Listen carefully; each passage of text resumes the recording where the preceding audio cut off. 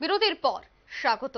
বিগত কয়েকদিন যাবৎ বিদেশে কোটি কোটি টাকা পাচারের অভিযোগ উঠে আসছিল। ইতিমধ্যেই খবর, কলকাতা সহ বহু জায়গায় ইডি তল্লাশি চালায় এবং সেই অভিযান চলাকালীন ওয়াশিং মেশিনের মধ্যে থেকে বাজেয়াপ্ত করা হয় 2.5 কোটি টাকা, নগদ 2.5 কোটি টাকা উদ্ধার করেছে ইডি। একেবারে চাঞ্চল্যকর তথ্য, লোকসভার প্রাক মুহূর্তে ওয়াশিং মেশিন থেকে 2.5 কোটি টাকা বাজেয়াপ্ত করলো ইডি। রীতিমতো চাঞ্চল্য ছড়িয়ে পড়েছে। জানা গেছে আক্ষরিক অর্থে ওয়াশিং মেশিনের মধ্যেই টাকা রাখা হয়েছিল, আর সেই ওয়াশিং মেশিনে তল্লাশি চালাতেই ইডির হাতে উদ্ধার হয় বিপুল পরিমাণে টাকা। সে বিষয়ে বিস্তারিত জানবো। টেলিফোন লাইনে রয়েছে বিশিষ্ট সাংবাদিক অঞ্জন শুকুল। অঞ্জন বাবু, আজ সকালে কলকাতার বিভিন্ন জায়গায় ইডি তল্লাশি চালায় এবং সেখানে ওয়াশিং মেশিন থেকে কোটি কোটি টাকা উদ্ধার, কি বলবে?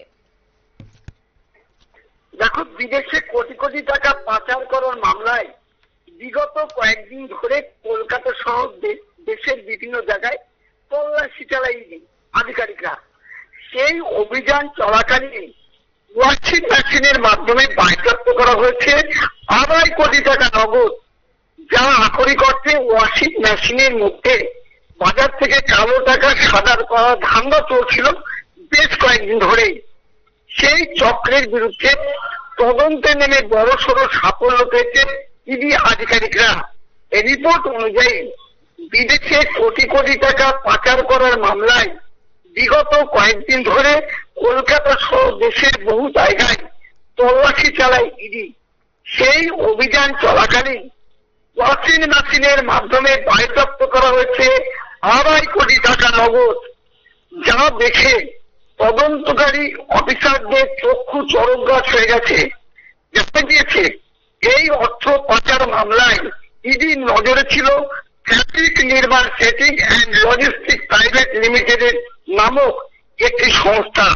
সেই সংস্থার বিরুদ্ধে তদন্তে নেমে কলকাতা সহ দিল্লি, হায়দ্রাবাদ, চেন্নাই, মুম্বাই সহ কুরুক্ষেত্রের বিস্তর এলাকায় তল্লাশি অভিযান চালায় এবং তল্লাশি অভিযান চলাকালীন ওয়াশিং মেশিনের ভেতর থেকে এই বিপুল পরিমাণ অর্থ উদ্ধার করা হয়েছে।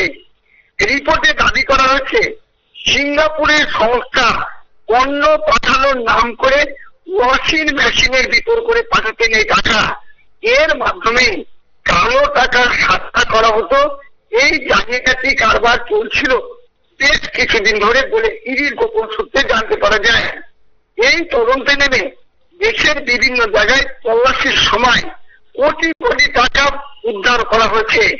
এছাড়াও প্রচুর গোপন নথিপত্র উদ্ধার করা হয়েছে। ইডি আধিকারিকরা জানিয়েছেন।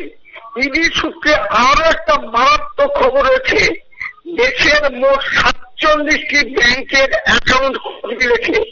এই অ্যাকাউন্ট গুলিকে ব্যবহার করা হতো কালো টাকা সাদা করা বা জালিয়াতি করবার নাম করে যে কালো টাকা সাদা করা হতো এই অ্যাকাউন্টের মাধ্যমে পাঠানো হতো। আরো জানা গিয়েছে যাকে গ্রেফতার, যার বাড়িতে তল্লাশি চালানো হয়েছে, তিনি কি কোনো ধরনের রাজনৈতিক নেতার সাথে জড়িত ছিলেন, নাকি তিনি ব্যবসা করতেন, ব্যবসার খাতিরেই এই টাকা কলকাতা থেকে বিদেশে বা বহিরাজ্যে পাচার হতো? না, এরা আমরা যেটা জানতে পারছি এরা ব্যবসা করতেন, কিন্তু কোন এটা বলা যেতেই পারে যে শাসক দলের যদি ছত্রছায়া না থাকে তাহলে কিন্তু এত বড় জালিয়াতি করা সম্ভব নয়। আমরা জানতে পেরেছি যে বিজয় কুমার শুক্লা ও সঞ্জয় গোস্বামী এই দুই ব্যক্তির মাধ্যমে কিন্তু এই কারবার চলত। এদেরকেও কিন্তু জেরা করা হবে বলে ইডি সূত্রে আমরা খবর পেয়েছি। একদমই, ধন্যবাদ। অর্থাৎ লোকসভা নির্বাচনের প্রাক মুহূর্তে ইডির তৎপরতা, ইতিমধ্যেই উদ্ধার প্রায় 2.5 কোটি টাকা। অর্থাৎ আক্ষরিক অর্থে ওয়াশিং মেশিনে ভরে কালো টাকা সাদা করার ধান্দা চলছিল বেশ কয়েকদিন ধরে, আর সেই অভিযোগ বারংবার উঠে আসছিল। ইতিমধ্যেই আজ সকালে ইডির আধিকারিকরা তল্লাশি চালায় একটি ব্যবসায়ীর বাড়ি থেকে ওয়াশিং মেশিন থেকে সেই 2.5 কোটি টাকা উদ্ধার হয়েছে। নিয়ে নিচ্ছে ছোট্ট একটি বিজ্ঞাপন বিরতি, সঙ্গে থাকুন।